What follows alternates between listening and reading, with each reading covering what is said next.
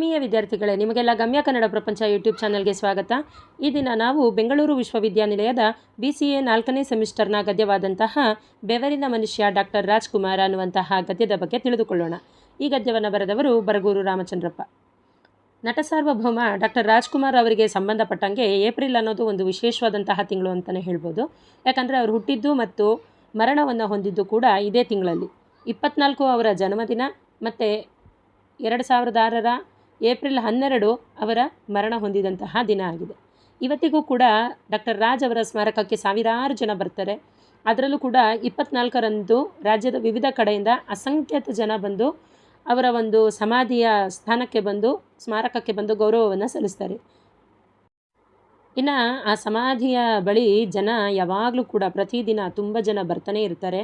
ಕೆಲವರು ಬಂದು ಸ್ಮಾರಕದ ಎದುರು ತಮ್ಮ ಮಕ್ಕಳಿಗೆ ನಾಮಕರಣವನ್ನು ಮಾಡ್ತಾರೆ, ಕೆಲವರು ಮದುವೆಯನ್ನು ಆಗ್ತಾರೆ, ಕೆಲವರು ಹರಕೆಯನ್ನು ಹೊತ್ಕೋತಾರೆ, ಕೆಲವರು ಅವರೇ ದೇವರು ಅಂತ ಹೇಳಿ ಪೂಜೆ ಮಾಡುವಂಥವರು ಕೂಡ ಇದ್ದಾರೆ. ಅದನ್ನು ನೋಡಿದಾಗ ಲೇಖಕರಿಗನ್ಸುತ್ತೆ, ಜನ ದೇವರನ್ನು ಸೃಷ್ಟಿ ಮಾಡಿದ್ದು ಹೀಗೆ ಇರಬಹುದು ಅಂತ ಹೇಳಿ. ಅಂದರೆ ತಾವು ಗೌರವಿಸುವಂತಹ ಆರಾಧಿಸುವಂತಹ ವ್ಯಕ್ತಿಯನ್ನೇ ಮುಂದೊಂದು ದಿನ ದೇವರು ಅಂತ ಹೇಳಿ ಅವರ ಬಗ್ಗೆ ಸಾಕಷ್ಟು ಕಥೆಗಳನ್ನು ಹೇಳ್ಕೊಳ್ತಾ ಮುಂದಿನ ಪೀಳಿಗೆಗೆ ಒಂದು ಮಾದರಿಯನ್ನಾಗಿ ಮಾಡುವಂಥದ್ದಕ್ಕೆ ರಾಜ್ಕುಮಾರ್ ಅವರ ಸಮಾಧಿ ಸ್ಮಾರಕನೂ ಕೂಡ ಒಂದು ಉದಾಹರಣೆ ಹಾಗೆ ಕಾಣಿಸುತ್ತೆ.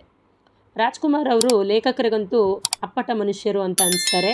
ಯಾಕಂದರೆ ರಾಜ್ಕುಮಾರ್ ಅವರು ಬದುಕಲ್ಲಿ ಸುಖ ದುಃಖ ದುಮ್ಮಾನಗಳನ್ನೆಲ್ಲ ಅನುಭವಿಸಿ ಸವಾಲು ಸಮಸ್ಯೆಗಳನ್ನೆಲ್ಲ ಎದುರಿಸಿ ಬಾಳಿನ ಬೆಂಕಿಯನ್ನೇ ಬೆಳಕನ್ನಾಗಿ ಮಾಡಿಕೊಂಡಂತಹ ವ್ಯಕ್ತಿ ಆದವರು ಅವರು.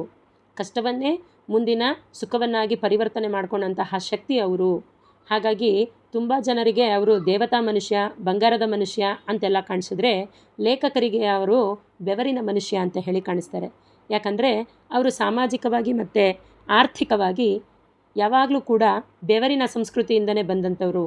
ಅಂದರೆ ಶ್ರಮ, ಶ್ರದ್ಧೆ, ಸಂಕಲ್ಪ, ಪ್ರತಿಭೆ ಅವುಗಳಿಗೆ ಒಂದು ನಿಯತ್ತು ಬದ್ಧತೆಗಳನ್ನು ಒದಗಿಸಿ ದೊಡ್ಡ ಸಾಧಕರಾದವರು. ಹಾಗಾಗಿ ಸಾಮಾನ್ಯ ಮನುಷ್ಯನೂ ಕೂಡ ಒಬ್ಬ ಸೆಲೆಬ್ರಿಟಿ ಆಗೋದಕ್ಕೆ ಸಾಧ್ಯ ಆಗುತ್ತೆ ಅನ್ನೋಂಥದ್ದನ್ನು ತೋರಿಸಿಕೊಟ್ಟಂತಹ ವ್ಯಕ್ತಿ ನಮ್ಮ ಹೆಮ್ಮೆಯ ಡಾಕ್ಟರ್ ರಾಜ್ಕುಮಾರ್ ಅಂತ ಲೇಖಕರು ಹೇಳ್ತಾರೆ. ಬೆವರು ಬಸಿದು ಬದುಕನ್ನು ಸಮಾಜದ ಒಂದು ಸುಧಾರಣೆಗೆ ಬದಿಸಿದಂತಹ ಸಾಧಕ ಅವರು ಅನ್ನೋಂಥದ್ರಿಂದಾಗಿ ಲೇಖಕರು ಡಾಕ್ಟರ್ ರಾಜ್ಕುಮಾರ್ ಅವರನ್ನು ಬೆವರಿನ ಮನುಷ್ಯ ಅಂತ ಹೇಳಿ ಗುರುತಿಸ್ತಾರೆ. ಇಂಥ ಬೆವರಿನ ಮನುಷ್ಯನಿಗೆ ಮೊದಲು ಬೇಕಾಗಿದ್ದು ಹೊಟ್ಟೆಗೆ ಹಿಟ್ಟಾಗಿತ್ತು. ರಾಜ್ ಅವರಿಗೆ ಆಹಾರದ ಬೆಲೆ ತುಂಬ ಚೆನ್ನಾಗಿ ಗೊತ್ತಿತ್ತು. ಅನ್ನದ ಮೌಲ್ಯ ಅವರಿಗೆ ತುಂಬ ಅರಿವಾಗೇ ಇತ್ತು. ಈ ಅರಿವಿಗೆ ಜೀವನದ ಅನುಭವಗಳನ್ನು, ಕಷ್ಟಗಳನ್ನು ಸಹಿಸುವಂತಹ ಶಕ್ತಿ ಅವರಲ್ಲಿ ಮೂಡಿತು. ಅವರು ಲೇಖಕರೊಂದಿಗೆ ಒಂದು ಸಾರಿ ಮಾತಾಡುವಾಗ ಹೀಗಂತ ಹೇಳಿದ್ರಂತೆ, ಜನರು ನಾನು ಕನ್ನಡ ಸೇವೆ ಮಾಡ್ತೀನಿ, ಕಲಾ ಸೇವೆ ಮಾಡ್ತೀನಿ ಅಂತ ಹೊಗಳ್ತಾರೆ. ನಿಜ ಅಂದರೆ ನಾನು ಈ ಕ್ಷೇತ್ರಕ್ಕೆ ಬಂದಿದ್ದು ಹೊಟ್ಟೆಪಾಡಿಗೋಸ್ಕರ, ಆಮೇಲೆ ಈ ಸೇವೆಗಿವೆ ಅನ್ನುವಂತಹ ವಿಚಾರ ಅಂತ ವಾಸ್ತವವನ್ನು ತುಂಬ ಕಟುವಾಗಿ ತುಂಬ ಸಿಂಪಲ್ಲಾಗಿ ಅವರು ಹೇಳ್ತಾರೆ. ಹೀಗಾಗಿ ಅನ್ನವನ್ನು ಅಮೂಲ್ಯ ಅಂತ ಹೇಳಿ ಗೌರವಿಸೋರು ಯಾರೇ ಆದರೂ ಕೂಡ ಅವರು ಜೀವನದಲ್ಲಿ ಮುಂದೆ ಬರ್ತಾರೆ. ಆದ್ದರಿಂದ ಒಂದೇ ಒಂದು ಅಗಳನ್ನು ಕೂಡ ವೇಸ್ಟ್ ಮಾಡಬಾರ್ದು ಅನ್ನುವಂಥದ್ದನ್ನು ಅವರು ಜನರಿಗೆ ಮೆಸೇಜ್ ಆಗಿ ಕೊಡ್ತಿದ್ರು ಅನ್ನೋಂಥದ್ದನ್ನು ಇಲ್ಲಿ ಲೇಖಕರು ಹೇಳ್ತಾರೆ.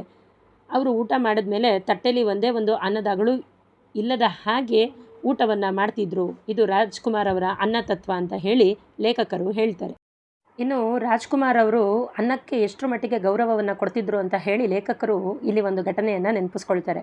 ಒಂದು ಸಲ ಅವರ ಆತ್ಮೀಯರೊಬ್ಬರು ವಿವಾಹಕ್ಕೆ ಅಂದರೆ ಮದುವೆಗೆ ಆಹ್ವಾನವನ್ನು ಕೊಟ್ಟಿರ್ತಾರೆ. ಅವರಿಗೆ ಅವತ್ತು ತುಂಬ ಕೆಲಸ ಇರುತ್ತೆ, ಮುಹೂರ್ತಕ್ಕೆ ಹೋಗೋಕ್ಕಾಗೋದಿಲ್ಲ. ಇನ್ನು ಹೋಗದೆ ಹೋದರೆ ತುಂಬ ಹತ್ತಿರದವರಲ್ವಾ, ಬೇಜಾರು ಮಾಡ್ಕೋಬೋದು ಅನ್ನೋಂತಹ ರೀತಿಯಲ್ಲಿ ಅವರ ಮನಸ್ಸು ಒಪ್ಪದೆ ಚಿನ್ನೇಗೌಡರನ್ನ ಕರ್ಕೊಂಡು ಸಾಯಂಕಾಲದೊತ್ತಿಗೆ ಕಲ್ಯಾಣ ಮಂಟಪಕ್ಕೆ ಹೋಗ್ತಾರೆ. ಅಲ್ಲಿದ್ದವ್ರಿಗೆಲ್ಲ ಖುಷಿ ಆಗುತ್ತೆ. ಊಟ ಮಾಡಲೇಬೇಕಂತ ಅವರು ಒತ್ತಾಯ ಮಾಡಿದಾಗ ಇನ್ನು ಅವ್ರಿಗೆ ಬೇಜಾರಾಗಬಾರ್ದು ಅಂತ ಹೇಳಿ ರಾಜ್ಕುಮಾರ್ ಅವರು ಊಟಕ್ಕೆ ಕೂತ್ಕೋತಾರೆ. ಪಕ್ಕದಲ್ಲಿದ್ದಂತಹ ಚಿನ್ನೇಗೌಡರನ್ನು ಕೂಡ ಕೂರಿಸ್ಕೋತಾರೆ. ಬಾಳೆಲೆ ಮೇಲೆ ಪಲ್ಯವನ್ನು ಹಾಕ್ತಾರೆ. ರಾಜ್ಕುಮಾರ್ ಆನಂದದಿಂದ ತಿಂತ ಚೆನ್ನಾಗಿದೆ ಅಲ್ವೇನ್ರಿ, ರುಚಿಯಾಗಿದೆ ಅಲ್ವೇನ್ರಿ ಅಂತ ಹೇಳಿ ಊಟವನ್ನು ಮಾಡ್ತಾಯಿದ್ರು. ಆದರೆ ಪಾಪ ಚಿನ್ನೇಗೌಡರಿಗೆ ಪೀಕ್ಲಾಟ. ಯಾಕಂದರೆ ಅನ್ನ ಹಳಸೋಗ್ಬಿಟ್ಟಿರುತ್ತೆ. ಹಳಸಿದ ಅನ್ನನೇ ಚೆನ್ನಾಗಿದೆ ಅಂತ ಹೆಂಗಪ್ಪ ತಿಂತಿದ್ದಾರೆ ಇವರು ಅನ್ನೋಂತಹ ಯೋಚನೆ ಚಿನ್ನೇಗೌಡರಲ್ಲಿತ್ತು. ಆದರೂ ಹಾಗಂತ ಹೇಳೋಕ್ಕಾಗಲ್ವಲ್ಲ. ಹೌದು ಮಾಮ, ತುಂಬ ಚೆನ್ನಾಗಿದೆ ಅಂತ ಹೇಳಿ ಹೆಂಗೋ ಕಷ್ಟಪಟ್ಟು ತಿಂದರು. ವಾಪಸ್ ಮನೆಗೆ ಹೋಗುವಂಥ ಸಂದರ್ಭದಲ್ಲಿ ರಾಜ್ಕುಮಾರ್ ಅವರು ಚಿನ್ನೇಗೌಡರಿಗೆ ಹೇಳ್ತಾರೆ, ನೋಡಿ ಚಿನ್ನಪ್ಪ, ಅನ್ನ ಹಳಸಿತ್ತು ಅಂತ ನನಗೆ ಗೊತ್ತು. ಹಾಗಂತ ಹೇಳಿ ನಾನು ಇವಾಗ ಅನ್ನ ಬಿಟ್ಟಿದ್ದರೆ ಅವ್ರಿಗೂ ಬೇಜಾರಾಗುತ್ತೆ. ಹಳಸಿದ ಅನ್ನ ಕೊಟ್ಬಿಟ್ನಲ್ಲ ಅನ್ನೋವಂತಹ ರೀತಿಯಲ್ಲಿ, ಮತ್ತು ನಾವೇನು ಬೇಜಾರು ಮಾಡ್ಕೊಂಡು ತಿಂದ್ವೋ ಅನ್ನೋವಂತಹ ರೀತಿಯಲ್ಲಿ ಇನ್ನೊಂದಷ್ಟು ಮನಸ್ಸಿಗೂ ಕೂಡ ನೋವನ್ನು ಉಂಟು ಮಾಡ್ಕೋತಾರೆ. ಇಷ್ಟೆಲ್ಲ ಯಾಕೆ ಮಾಡಬೇಕು? ನಾವೇನಾದರೂ ಅನ್ನದ ತಪ್ಪಲಿಲಿ ಹುಟ್ಟಿ ಬೆಳೆದಿದ್ದೀವ? ಇಲ್ಲ ತಾನೇ. ಆದ್ದರಿಂದ ಅನ್ನಕ್ಕೂ ಗೌರವ ಕೊಡಬೇಕು, ನಮ್ಮನ್ನು ಕರೆದಂಥವ್ರಿಗೂ ಕೂಡ ಗೌರವ ಕೊಡಬೇಕು ಅಂತ ಹೇಳಿಬಿಟ್ಟು ತಿಂದ್ಬಿಟ್ಟೆ ಅನ್ನೋವಂತಹ ಮಾತನ್ನು ಹೇಳ್ತಾರೆ. ಇದರಲ್ಲಿ ರಾಜ್ಕುಮಾರ್ ಅವರ ಸರಳತೆ ಮತ್ತು ಡೌನ್ ಟು ಅರ್ತ್ ಪರ್ಸನಾಲಿಟಿ ಮತ್ತು ಬದುಕಿನ ವಾಸ್ತವವನ್ನು ಅವರು ತುಂಬ ಚೆನ್ನಾಗಿ ಹೇಳ್ತಾರೆ. ಹಾಗಾಗಿ ಒಳ್ಳೆ ಊಟ ಹಾಕಲಿಲ್ಲ ಅಂತ ಹೇಳಿ ಮದುವೆನ ಮುರಿದುಕೊಳ್ಳುವಂಥ ಜನ ಇರೋವಂಥ ಈ ಕಾಲದಲ್ಲಿ ಅನ್ನ ಹಳಸೋಗಿದ್ರೂ ಕೂಡ, ದೊಡ್ಡ ಸೆಲೆಬ್ರಿಟಿ ಆಗಿದ್ರೂ ಕೂಡ ಅದಕ್ಕೆ ಎಷ್ಟು ಗೌರವವನ್ನು ನೀಡಿದ್ರು ಅನ್ನೋವಂಥದ್ದು ಇವತ್ತಿನ ಜನರೇಷನ್ ಮಕ್ಕಳಿಗೆ ಒಂದು ಮಾದರಿಯಾಗಬೇಕು ಅಂತ ಹೇಳಿ ಇಷ್ಟಪಡ್ತಾರೆ. ಲೇಖಕರು ಇನ್ನೊಂದು ನಿಜವಾದಂತಹ ಪ್ರಸಂಗವನ್ನು ಹೇಳ್ತಾರೆ. ರಾಜ್ಕುಮಾರ್ ಅವ್ರಿಗೆ ಪ್ರತಿದಿನ ವಾಕಿಂಗ್ ಹೋಗುವಂತಹ ಒಂದು ಅಭ್ಯಾಸ ಇತ್ತು. ಜೊತೆಗೆ ಅವರ ಬಂಟನಾದಂತಹ ಚೆನ್ನ ಹೋಗ್ತಾಯಿದ್ರು. ಒಂದಿನ ಅವರು ಹೋಗೋ ದಾರಿಯಲ್ಲಿ ಒಂದು ಬಿಲ್ಡಿಂಗ್ ಕನ್ಸ್ಟ್ರಕ್ಷನ್ ನಡೀತಾ ಇತ್ತು. ಆ ಬಿಲ್ಡಿಂಗ್ ಕನ್ಸ್ಟ್ರಕ್ಷನ್ ಪಕ್ಕದಲ್ಲೇ ಒಂದು ಮುರುಕಲು ಗುಡಿಸಲಿರುತ್ತೆ. ಆ ಗುಡಿಸಲಿಂದ ಘಮ ಘಮ ಅನ್ನುವಂತಹ ಕೋಳಿ ಸಾರಿನ ವಾಸನೆ ಬರ್ತಾ ಇರುತ್ತೆ. ತಮ್ಮ ಬಂಟಂಗೆ ಹೇಳ್ತಾರೆ, ಹೋಗಿ ಕೇಳ್ಕೊಂಬ, ಅವ್ರು ನಂಗೆ ಊಟ ಹಾಕ್ತಾರಾ ಅಂತ. ಆಗ ಅವರು ಆಶ್ಚರ್ಯದಿಂದ ನೋಡಿದಾಗ, ಯಾಕಪ್ಪ ಅವರೇನು ಮನುಷ್ಯರಲ್ವಾ, ಹೋಗಿ ಕೇಳು ಅಂತ ಹೇಳ್ತಾರೆ. ಅವರು ಬಂದು ಕೇಳ್ತಿರೋ ಅಷ್ಟೊತ್ತಿಗೆ ರಾಜ್ಕುಮಾರ್ ಅವರು ಮನೆ ಒಳಗಡೆ ಕಾಲಿಟ್ಟು ನೆಲದ ಮೇಲೇ ಕೂತ್ಕೊಂಡು, ಕೋಳಿ ಸಾರು ಮುದ್ದೆ ನನಗೂ ಕೊಡ್ತೀಯೇನವ ಅಂತ ಆ ಮನೆ ಹೆಂಗಸನ್ನು ಕೇಳಿದಾಗ, ಆ ಮನೆ ಹೆಣ್ಮಗಳು ಬೇಗ ಬೇಗ ತಟ್ಟೆ ತೊಗೊಂಬಂದು ಊಟಕ್ಕೆ ಬಡಿಸ್ತಾರೆ. ರಾಜ್ಕುಮಾರ್ ಅವರು ಆನಂದದಿಂದ ಆ ಊಟವನ್ನು ಸವಿತಾರೆ. ನಂತರ ಕೈ ಮುಗಿದ್ಬಿಟ್ಟು ಹೊರಡ್ತಾರೆ. ವಾಪಸ್ ಮನೆಗೆ ಬಂದ ಕೂಡಲೇ ಚೆನ್ನನ ಕೈಗೆ ಒಂದಷ್ಟು ಹಣ ಕೊಟ್ಬಿಟ್ಟು, ಅವ್ರಿಗೆ ಹೋಗಿ ಈ ಹಣ ಕೊಟ್ಬಿಟ್ಟು ಬನ್ನಿ, ನನ್ನಿಂದ ಅವರು ಒಂದೊತ್ತಿನ ಊಟಕ್ಕೆ ಕತ್ರಿ ಬಿದ್ದುಬಿಟ್ಟಿದೆ, ಪಾಪ ಏನು ಮಾಡ್ಕೋತಾರೋ ಏನೋ ಅಂತ ಹೇಳಿ ಗುಡಿಸಲನ್ನು ಗುಡಿಯಂಗೆ ಇಟ್ಕೊಂಡಿದ್ರು. ಆದ್ದರಿಂದ ಅಲ್ಲಿರುವಂಥವ್ರು ದೇವರು ಅಂತ ಹೇಳಿ ರಾಜ್ಕುಮಾರ್ ಅವರು ಭಾವಿಸ್ತಾ ಹಣವನ್ನು ಕೊಟ್ಟು ಕಳಿಸ್ಕೊಡ್ತಾರೆ. ಇನ್ನು ಶೂಟಿಂಗ್ ಸಂದರ್ಭದಲ್ಲೂ ಕೂಡ ಹಾಗೆ ಇರ್ತಿದ್ರು ಅವರು. ರಾಜ್ಕುಮಾರ್ ಅವರು ಅವ್ರಿಗೆ ಇಂಥದ್ದೇ ಅಡುಗೆ ಬೇಕು ಅಂತ ಏನೂ ಒತ್ತಾಯ ಮಾಡ್ತಾ ಇರಲಿಲ್ಲ. ಬೆಂಗಳೂರಲ್ಲಿ ಮನೆ ಮಾಡಿದ್ಮೇಲೆ ಬೆಂಗಳೂರಲ್ಲೇ ಶೂಟಿಂಗ್ ಇದ್ದಂಥ ಸಂದರ್ಭದಲ್ಲಿ ಒಂದೊಂದು ಸಲ ಮನೆಗೆ ಬಂದು ಊಟವನ್ನು ಮಾಡ್ಕೊಂಡು ಹೋಗ್ತಿದ್ರು. ಕೆಲವೊಮ್ಮೆ ಆ ಸ್ಥಳದಲ್ಲೇ ಊಟವನ್ನು ತರಿಸ್ಕೊಂಡು ಕೂಡ ಮಾಡ್ತಿದ್ರು. ಬಟ್ ಯಾವತ್ತೂ ಕೂಡ ಸಪರೇಟಾಗಿ ಕೂತ್ಕೊಂಡು ತಾನು ನಟ ಸಾರ್ವಭೌಮ ಅಂತ ಹೇಳಿ ಬೀಗ್ತಾ ಇರಲಿಲ್ಲ. ಎಲ್ಲರ ಜೊತೆಗೆ ಕೂತ್ಕೊಂಡು ಎಲ್ಲರಿಗೂ ಬಡಿಸ್ಕೊಂಡು ಎಲ್ಲರ ಜೊತೆಯಲ್ಲೇ ಸಮಾನವಾದಂತಹ ಸಹಪಂಕ್ತಿ ಭೋಜನವನ್ನು ಮಾಡ್ತಾಯಿದ್ರು. ಹೇಗೆ ಮಠಮಾನ್ಯಗಳಲ್ಲಿ ಜಾತಿ ಮತ ಯಾವುದೂ ಇಲ್ಲದೆ ಜನ ಎಲ್ಲ ಒಟ್ಟಿಗೆ ಕೂತ್ಕೊಂಡು ಊಟ ಮಾಡ್ತಾರೋ ಅದೇ ರೀತಿ ರಾಜ್ಕುಮಾರ್ ಅವರು ಕೂಡ ಮಾಡ್ತಾಯಿದ್ರು ಅನ್ನೋವಂಥದ್ದನ್ನು ಹೇಳ್ತಾರೆ. ಇನ್ನೊಂದು ಘಟನೆಯನ್ನು ಇಲ್ಲಿ ನೆನಪಿಸ್ಕೋತಾರೆ. ಪದ್ಮಭೂಷಣ ಡಾಕ್ಟರ್ ಸರೋಜಾದೇವಿ ಅವರು ರಾಜ್ಕುಮಾರ್ ಅವರ ಬಗ್ಗೆ ಹೀಗಂತ ಹೇಳ್ತಿದ್ರು ಅಂತ ಲೇಖಕರು ನೆನಪಿಸ್ಕೊಳ್ತಾರೆ. ಪೌರಾಣಿಕ ಚಿತ್ರ ಅಂದರೆ ಮೈಥಲಾಜಿಕಲ್ ಮೂವಿ ಇರುತ್ತಲ್ಲ, ಅದರಲ್ಲಿ ಮಧ್ಯಾಹ್ನದ ಟೈಮ್ಗೆ ಸ್ವಲ್ಪ ಬಿಡುವನ್ನು ಕೊಡ್ತಿದ್ರು. ಆಗ ರಾಜ್ಕುಮಾರ್ ಅವರು ಇಡೀ ಚಿತ್ರತಂಡದ ಜೊತೆಗೆ ನೆಲದ ಮೇಲೆ ಊಟಕ್ಕೆ ಕೂತ್ಕೋತಾ ಇದ್ರು. ಸರೋಜಾದೇವಿ ಅವರು ಪೌರಾಣಿಕ ಚಿತ್ರದ ವೇಷಭೂಷಣವನ್ನು ಹಾಕ್ಕೊಂಡಿದ್ರಿಂದ ಅವ್ರಿಗೆ ನೆಲದ ಮೇಲೆ ಕೂತ್ಕೊಳ್ಳೋಕ್ಕಾಗದೆ ಕುರ್ಚಿ ಮೇಲೆ ಕೂತ್ಕೊಂಡಿರ್ತಾರೆ. ಆಗ ಸರೋಜಾದೇವಿ ಅವರಿಗೆ ಒಂದು ರೀತಿ ಮುಜುಗರ ಆಗಿ ತನ್ನ ಕಷ್ಟವನ್ನು ಹೇಳ್ತಾರೆ. ಸರ್, ಹೀಗಿದೆ ನನ್ನ ಪರಿಸ್ಥಿತಿ ಅಂತ. ಆಗ ರಾಜ್ಕುಮಾರ್ ಅವರು ಹೇಳ್ತಾರೆ, ನೀವು ಕುರ್ಚಿ ಮೇಲೆ ಕೂತ್ಕೊಂಡ್ರೇ ಶೋಭೆ, ಅದಕ್ಕೆ ಯಾಕೆ ಮುಜುಗರ ಪಟ್ಕೋತೀರಿ, ಆರಾಮಾಗಿರಿ, ನಿಮ್ಮ ಪಾಡಿಗೆ ನೀವು ಊಟ ಮಾಡಿ, ತೊಂದರೆ ಏನಿಲ್ಲ ಅಂತ ಹೇಳಿ ಅವರು ಮಾತ್ರ ನೆಲದ ಮೇಲೇ ಊಟವನ್ನು ಮಾಡ್ತಾರೆ. ಇಲ್ಲಿನೂ ಕೂಡ ಅವರ ಸರಳತೆಯನ್ನು ನಾವು ಸಂಭ್ರಮಿಸಬೇಕಾಗತ್ತೆ ವಿದ್ಯಾರ್ಥಿಗಳೇ. ಲೇಖಕರು ಮುಂದುವರೆದು ಬಂಡೀಪುರದಲ್ಲಿ ಒಂದು ಸಿನಿಮಾ ಶೂಟಿಂಗ್ ಇತ್ತು ಅನ್ನೋವಂಥದ್ದನ್ನು ನೆನಪಿಸ್ಕೊಳ್ತಾ ಹೇಳ್ತಾರೆ. ಅಲ್ಲಿ ಈ ರಾಜ್ಕುಮಾರ್ ಅವರಿಗಿಂತಲೂ ಕೂಡ ಹಿರಿಯರಾದಂತಹ ವೈ.ಆರ್. ಸ್ವಾಮಿ ಅವರು ಆ ಚಿತ್ರದ ನಿರ್ದೇಶಕರಾಗಿರ್ತಾರೆ, ಡೈರೆಕ್ಟರ್ ಆಗಿರ್ತಾರೆ. ಮಧ್ಯಾಹ್ನ ಊಟ ಟೈಮಲ್ಲಿ ಒಂದಷ್ಟು ಲೀಜರ್ ಟೈಮ್ ಇರುತ್ತೆ. ಅಲ್ಲಿಗೆ ಇನ್ನೂ ಊಟ ಬಂದಿರೋದಿಲ್ಲ. ರಾಜ್ಕುಮಾರ್ ಅವರಿಗೆ ತುಂಬ ಹಸಿವು ಅಂದರೆ ಹಸಿವಾಗ್ತಾ ಇರುತ್ತೆ, ಆದರೆ ಅವರು ತೋರಿಸ್ಕೊಂಡಿರಲಿಲ್ಲ. ವೈ.ಆರ್. ಸ್ವಾಮಿ ಅವರನ್ನು ಇಟ್ಕೊಂಡು ಅವರು ಕೇಳ್ತಾರೆ, ಅಪ್ಪಾಜಿ ಹಾಗೆ ಅಡ್ಡಾಡ್ಕೊಂಡು ಬರೋಣವಾ ಅಂತ ಕೇಳ್ತಾರೆ. ಅವರು ಕೂಡ ಆಯಿತು ರಾಜಣ್ಣ ಅಂತ ಹೇಳಿ ಅವ್ರ ಜೊತೆ ಹೊರಡ್ತಾರೆ. ಒಂದಷ್ಟು ದೂರ ಅದು ಇದು ಮಾತಾಡ್ತಾ ಸಾಕ್ತಾರೆ. ಮುಂದಕ್ಕೆ ರಾಜ್ಕುಮಾರ್ ಅವರು ಇದ್ದಕ್ಕಿದ್ದಂಗೆ ಸಿಕ್ತು ಅಪ್ಪಾಜಿ ಅಂತ ಕೇಳ್ತಾರೆ. ವೈ.ಆರ್. ಸ್ವಾಮಿಯವರು ಏನು ಸಿಕ್ತು ಅಂತ ಕೇಳಿದಾಗ ಸ್ವಲ್ಪ ದೂರದಲ್ಲಿದ್ದಂತಹ ಒಂದು ಗುಡಿಸಲಿನ ಹೋಟೆಲನ್ನು ತೋರಿಸ್ಬಿಟ್ಟು ಹೇಳ್ತಾರೆ, ನೋಡು ಅದನ್ನೇ ಸಿಕ್ತು ಅಂತ ಹೇಳಿದ್ದು ನಾನು ಅಂತ. ಏನು ಅಂತ ಅವ್ರಿಗೆ ವೈ.ಆರ್. ಸ್ವಾಮಿ ಅವ್ರಿಗೆ ಅರ್ಥ ಆಗಲಿಲ್ಲ. ರಾಜ್ ಕೇಳಿದ್ರು, ಬನ್ನಿ ಅಪ್ಪಾಜಿ ಆ ಹೋಟೆಲಲ್ಲೇ ಏನಾದರೂ ಇದ್ದರೆ ತಿನ್ಕೊಂಬರೋಣ ಅಂತ ಹೇಳಿ ಇಬ್ಬರು ಹೋಗ್ತಾರೆ. ಗುಡಿಸಲ್ ಹೋಟೆಲ್ನ ಚಿತ್ರಾನ್ನ ತಿಂದು ವಾಪಸ್ ಬರ್ತಾರೆ. ಇಡೀ ಚಿತ್ರತಂಡ ಕಾಯ್ತಿತ್ತು. ಮ್ಯಾನೇಜರ್ ಬಂದು, ತಡ ಆಯಿತು ಅಣ್ಣ, ಬನ್ನಿ ಊಟಕ್ಕೆ ಅಂತ ಕರೆದಾಗ ರಾಜ್ ಅವರು, ನಂದಾಗಲೇ ಊಟ ಆಯ್ತಪ್ಪ, ನೀವೆಲ್ಲ ಮಾಡಿ ಅಂತ ಹೇಳ್ತಾರೆ. ಯಾರಿಗೂ ಕೂಡ ನಂಬೋದಕ್ಕೆ ಆಗಲಿಲ್ಲ. ಎಲ್ಲ ಅನ್ಕೋತಾರೆ ಅಣ್ಣವರಿಗೆ ಬೇಜಾರಾಗಿದೆ ಅದಕ್ಕೆ ಊಟಕ್ಕೆ ಬರ್ತಿಲ್ಲ ಅಂತ ಸುಮ್ಮನಾಗ್ಬಿಡ್ತಾರೆ. ಕೆಲವರು ಮ್ಯಾನೇಜರ್ ಕಡೆ ಕೆಂಗಣ್ಣಿನಿಂದ ನೋಡಿ ಊಟವನ್ನು ತಡವಾಗಿ ತರಿಸಿದ್ದಕ್ಕೆ ಬೇಸರವನ್ನು ಮಾಡ್ಕೊಳ್ತಾರೆ. ರಾಜ್ ಅವರನ್ನು ಊಟಕ್ಕೆ ಮತ್ತೆ ಮತ್ತೆ ಕರೀತಾರೆ ಅಲ್ಲಿದ್ದವರೆಲ್ಲ.